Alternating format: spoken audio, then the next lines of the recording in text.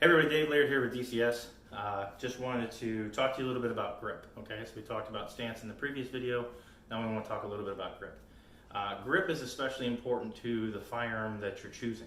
Okay, and I recommend that when you're first starting out or learning, that you pick a firearm that fits your hand. Otherwise, it's going to be more difficult to overcome some of the deficiencies that the wrong size firearm causes. So there's dozens of firearms out there, and you can learn to shoot some of those. But when you're first starting to learn, we want to make it easier on you to help you learn quicker, become faster, more accurate, etc. So you're not overcoming some of the deficiencies. So let me show you what I'm talking about.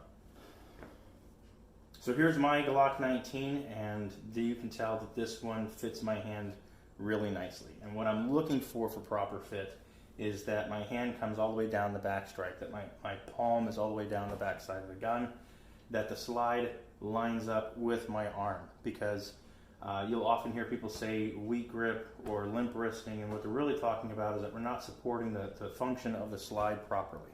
Okay, if I have too small of a gun or too large of a gun, it may alter where my hand position is, in which case the slide doesn't have something solid to operate against, and so now we start getting malfunctions. Okay, so we want to make sure that our hand fits high up into the web, that our back strap is completely covered by our palm, and we want to use the very tip of our finger, so we have to be able to access the trigger. Alright, so here's my Springfield XDS9, and you can see that it leaves a little bit to be desired. I've got my pinky kind of hanging off the bottom here. I have my palm well behind the firearm now, so I've got a little excess palm going on, which puts the slide kind of off center of my wrist, and if I get centered on my wrist, then this trigger finger is kind of pointing, that knuckle is pointing out and away. It's not straight in line with the slide. Okay, so that changes my trigger finger position substantially. It still works, and I can still shoot this very, very accurately, but when you're first learning, little things like these 3 points right there cause greater complications. Also, as I put my big meaty hands on here, you can see that I extend almost completely out to the muzzle. Okay, and on some smaller firearms I've seen with students, big meaty hands, you extend all the way out to the muzzle or beyond the muzzle because of how short that firearm is. Okay, so it's not that you can't learn or cannot shoot this gun. It's just interferes with your speed of learning. Okay, there's difficulties that you have to overcome. And so here's a large frame firearm. This is my SIG X5, and this is a bigger frame gun. So you can see that I have big meaty hands, so it's not that difficult for me to manage. But some folks have to reach way around the firearm like so in order to access the trigger. And so now they have the deficiency that they don't have the palm behind the gun, the slide's not in line in order for them to get the straight trigger finger.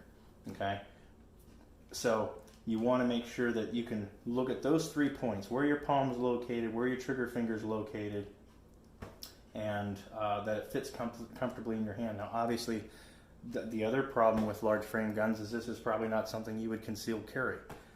This particular one's built for competition. So again, you want to make sure you can get your hand in a proper position up on the side of the firearm, and that you can cover the material, and that this hand doesn't interfere with any of the controls, causing the slide to lock back when you don't want it to, etc.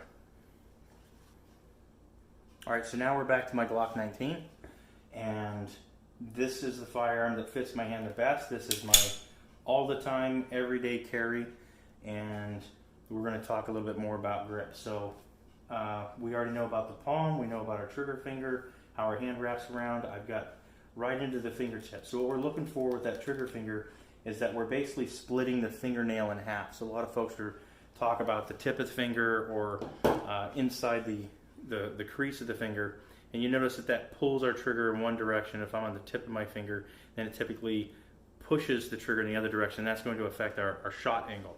So it's difficult for someone to describe to you what you should feel. So this is what I tell folks it should feel like. You should be on the split your fingernail in half. Okay, that's where the pad actually is. Because when you look at my finger, you can see that the pad starts down here and goes all the way to there. So we're looking for that little section right there, splitting the fingernail. That's where we want our contact point on the trigger. And by placing that point onto the trigger, you can see that my finger is perfectly parallel to the slide. That knuckle from here to that knuckle right there is perfectly in line with the slide. Okay? And what this now allows is the slide to move to the full rearward position, because I've got this strong bone right directly behind it for each and every single shot, so we are less likely to have malfunctions with this firearm. So now that we've got the control hand, which is responsible for picking the gun up, pointing it, going in and out of the holster, doing all that sort of stuff. This is the only way you should pick the firearm up. Now we have our support hand. The support hand, if I just told you to pick up the gun and grab it, most folks would just grab it and would probably have a grip that looks something like this. Okay, that's not a bad grip, but a better grip is to get rid of that pivot point right there. Every time the gun goes off, your wrist wants to bend, and it makes it complicated to get back down on target. So we want to take that bend out of the wrist. And how I do that is I turn my hand down and bring it into the side of the firearm, just like so. And you notice that I'm way high up onto the slide. My thumb is touching the slide. That will not interfere with the cycle or operation of the slide. It's not going to hurt my thumb. This is how I shoot all the time. So when I'm drawing and the firearm, I want to keep my thumb up nice and high. So I have to shoot one-handed. This helps hold it into place. And as I bring this hand in underneath the trigger guard, I complete my rotation, place that thumb on that hand, and extend out, finger and trigger. Now I'm ready to press the trigger. Okay, so with that bend taken out of that joint right there, now our movements are straight forward and backward. There's no more of this, because I'm literally putting downward pressure on that firearm. Okay? The other thing I see a lot of folks do is they bring this hand in, palm first, and then wrap their fingers around, and now with every shot this begins to slide back, or this hand comes off the gun completely. Okay? So make sure when you get underneath the web that you grab with these fingers, and then like milking an orange, you want to drag those fingers across and then plant that thumb and then drive the palm in. Okay, so we're literally squeezing with our palms. Drag, pin, and then crush. Okay, some guys are talking about 70-30, like you want to have 70% with this hand, 30% with the other hand, blah blah blah. Other guys are 100-100. This is the most important part. Pinning these fingers, pinning that thumb in place, and then pressing your palms together. That's it right there. Okay? And then as you drive out, that wrist automatically locks. You can press the trigger, and at every single shot we straight forward and back. So this hand is what I call throttle control. Okay? I can shoot accurately one-handed.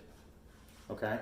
All I have to do is line up my sights, press my trigger, and I can shoot accurately one-handed. What makes this slow is every time the gun recoils, I have to get back on target, reacquire my sights, get back on the trigger, and press the trigger again. So those precious few tenths of a second that it takes to do that slows me down, and we don't want to slow down. I want to put a lot of rounds on target super fast. Okay, so how I do that is get the throttle control hand pinned in place, and now if there's no movement in the gun, I can just rattle my trigger on my target, and every round's going to go right where that front sight is. And we've got drills and exercises to help you with your throttle control. Okay, so there's a lot in the grip. The grip is one of the most important things. And so it's important you have the right size firearm, that you're using the proper grip, that you understand the physics behind the proper grip to help you progress in your training. So we've covered stance, we covered grip, because that's our foundation as we move forward into some of the other things. I know it's a long video. I apologize. Dave Laird here with DCS. Thank you.